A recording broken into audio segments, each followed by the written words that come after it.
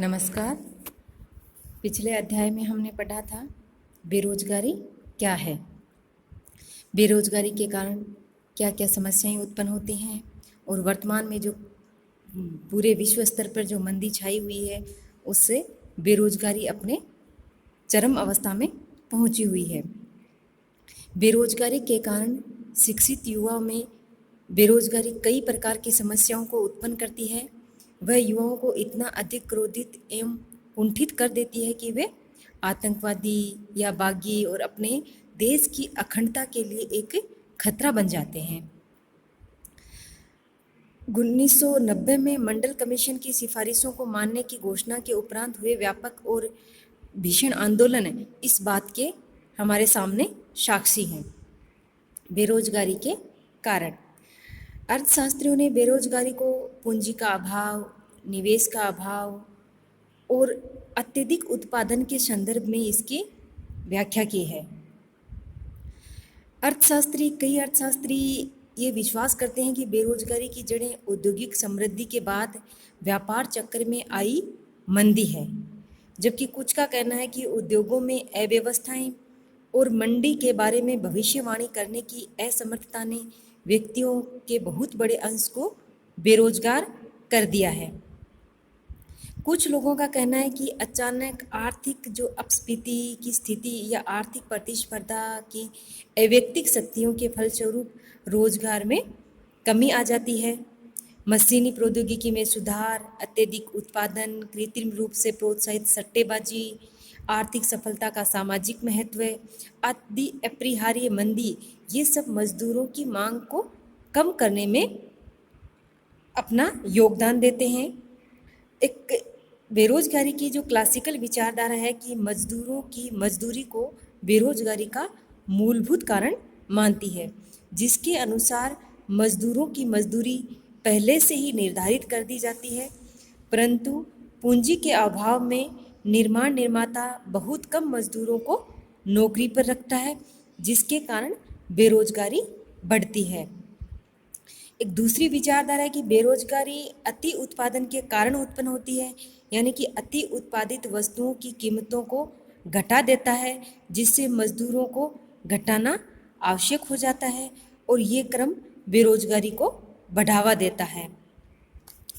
Thinker Keynes ने कहा कि बचत की इच्छा भी बेरोजगारी का कारण है, कि व्यक्ति निवेश कम करते हैं क्योंकि वे बचत को बढ़ावा देते हैं और कम निवेश से फिर उत्पादन कम होता है, जिसके कारण बेरोजगारी में वृद्धि होती है। कुछ अर्थशास्त्रियों ने कहा है कि मांग और आपूर्ति में असंतुलन बेरोजगारी का कारण है। जब मांग और आपूर्ति दोनों में असंतुलन बन जाता है तो वह बेरोजगारी को बढ़ावा देता है। इस प्रकार कुछ अर्थशास्त्रियों का कहना है कि जब उद्योगों में माल का प्रभावी मांग कम हो जाती है और कीमतें गिरने लगती हैं, कारखाने बंद हो जाते हैं, मजदूरों को मजदूरी मिलना बंद हो जाती है और व्यक्ति बगैर अपनी किसी गलती के भी नियोजित से अनियोजित श्रेणी में चले जाते हैं और मांग की यही कमी के कारण प्रारंभिक कुछ वर्षों में विकास दर का कम होना, वाणिज्य और व्यापार में मंदी की स्थिति होना आदि सभी कारण बेरोजगारी को बढ़ावा देते हैं। इस प्रकार बेरोजगारी के आर्थिक ढांचे के विघटन का कारण होती है। इलियट और मेरिल ने कहा कि बेरोजगारी विशेष रूप से व्यापार चक्र में मंदी, जो कि औद्योगिक समृद्धि के काल के पश्चात आती है, उसका एक परिणाम है। अब समाजशास्त्री ये कहते हैं कि बेरोजगारी के लिए केवल आर्थिक कारक ही जिम्मेदार नहीं ठहराया जा सकता, इसके पीछे सामाजिक और व्यक्ति कारक भी बेरोजगारी के लिए बराबर सहायक हैं। समाजशास्त्रीय शब्दों में अगर हम कहें तो बेरोजगारी को अनेक सामाजिक कारकों जैसे अपमानजनक सामाजिक परिस्थिति, भौगोलिक गतिहीनता, जनसंख्या का तीव्र विकास तथा दोषपूर्ण शैक्षिक प्रणाली और व्यक्ति कारक जैसे अनुभवहीनता, व्यावसायिक अयोग्यता, बीमारी तथा असमर्थता के एक मिश्रण की उपज इन्होंने बेरोजगारी को माना है। अपमानजनक सामाजिक और कार्य परिस्थिति बेरोजगारी इस अर्थ में उत्पन्न करती है कि कुछ व्यक्ति कुछ विशेष कार्यों को करना अपनी मान मर्यादा के प्रतिकूल मानते हैं। जैसे एक युवा आईएएस या आईपीएस विश्वविद्यालय में शोध एवं अध्यापन को गौरवपूर्ण कार्य मानते हैं और स्कूलों में अध्यापन या विक्रय कला और टाइप करने जैसे कार्यों को वे निम्न दर्जे का मानते हैं। वे इन कार्यों को करने की बजाय बेकार रहना अधिक अच्छा मानते हैं। कई विद्यार्थी यद्यपि शोध में रुचि नहीं रखते हैं फिर भी पीएचडी की डिग्री के लिए काम करते हैं और 2 और 3 वर्षों तक प्रति महीने 400 या 600 रुपये मासिक या पर डे के हिसाब से वो कार्य करने को राजी हो जाते हैं। वे क्लर्क और टाइपिस्ट की नौकरी नहीं करना चाहते क्योंकि शोध करना उन्हें सामाजिक स्वीकृति प्रदान करता है और उन्हें रिसर्च स्कॉलर का दर्जा देता है। इसी प्रकार से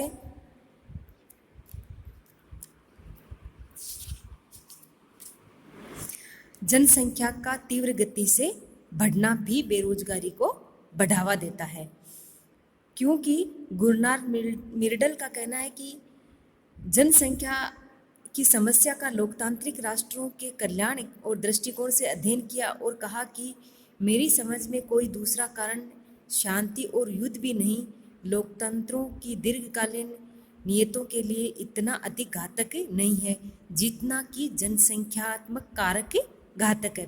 लोकतंत्र को न केवल राजनीतिक रूप से अपितु उसके नागरिक और आदर्शों और मानव जीवन के संपूर्ण अंतर्वस्तु के साथ इस समस्या के समाधान हमें करना चाहिए, अन्यथा वह नष्ट हो जाएगा। परिवार में बेरोजगार बच्चों की संख्या जितनी अधिक होगी उतनी ही अधिक माता पिता पर उन बच्चों की निर्भरता बढ़ेगी। समाज में बेरोजगार व्यक्तियों की जितनी अधिक संख्या होगी उतना ही अधिक सरकार का दायित्व होगा। कई कारणों से संयुक्त परिवार प्रणाली के द्वारा उठाए जा रहे दायित्वों के प्रतिमान या में परिवर्तन आ रहा है। एकाकी परिवारों में से अधिकांश परिवारों के लिए बेरोजगार आश्रितों का भरण पोषण करना आर्थिक दृष्टि से संभव नहीं है। ये एक न केवल परिवार के संबंधों को कमजोर करती है अपितु समाज के लिए कई प्रकार की समस्याएं भी उत्पन्न करती है। इस प्रकार जनसंख्या के अनियंत्रित विकास के कारण बढ़ती हुई बेरोजगारी न केवल समाज के दायित्वों को बढ़ाती है बल्कि बेरोजगार व्यक्ति की प्रतिष्ठा को भी गिराती है और समाज में उसके सम्मान को नष्ट करती है तथा भौगोलिक गतिहीनता भी बेरोजगारी को उत्पन्न करती है। जब व्यक्ति एक क्षेत्र से दूसरे क्षेत्र में जाने से मना करता है अर्थात वह रोजगार के लिए अपने घर से बाहर नहीं जाना चाहता है, जिस कारण से एक स्थान विशेष पर श्रमिक अधिक हो जाते हैं जबकि दूसरे स्थान पर श्रमिकों की पर्याप्त आवश्यकता होती है। इस गतिहीनता के कारण दूसरे शहरों में नौकरियों की उपलब्धता के बारे में लोगों में सूचना का अभाव या उनकी दूसरे शहरों की भाषा की समस्या या पारिवारिक दायित्व आदि कई कारण हो सकते हैं। फिर बेरोजगारी का कारण दोषपूर्ण शिक्षा प्रणाली भी इसका एक प्रमुख कारण है, क्योंकि आज हमारी शिक्षा प्रणाली में रोजगार परक शिक्षा न होकर के डिग्री युक्त शिक्षा हो गई, जो भी एक बेरोजगारी का बहुत बड़ा कारण है। अतः शिक्षा प्रणाली में सुधार की अत्यंत आवश्यकता है। शिक्षा प्रणाली व्यवसाय परक होनी चाहिए जिससे लोगों को अधिक से अधिक रोजगार मिले या फिर वो अपना स्वयं का रोजगार स्थापित करे और अन्य लोगों को रोजगार दे सकते हैं। धन्यवाद।